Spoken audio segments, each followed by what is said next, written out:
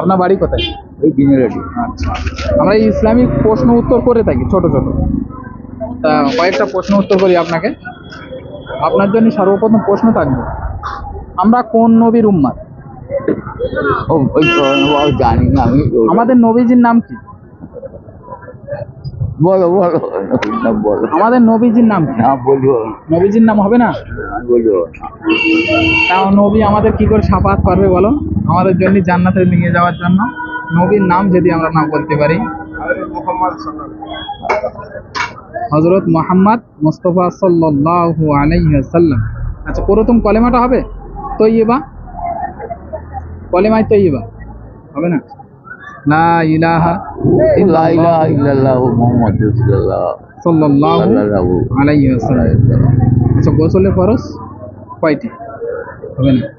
আমি বলে দিই, গোসলে ফরজ 3টি। 1 নম্বর গড়গড়া করে কুলি করা, 2 নম্বর 2 নাকের নরম মাংস পর্যন্ত পানি পৌঁছানো, 3 নম্বর সারা শরীর উত্তম রূপে ধৌত করা। এইভাবে আদায় করবেন। আর এখনো মসজিদ ইমামের সাহেবের কাছে গিয়ে শিখবেন। নাও উপহার আমাদের তরফ থেকে, নাও, আমরা প্রত্যেকে দিয়ে থাকি।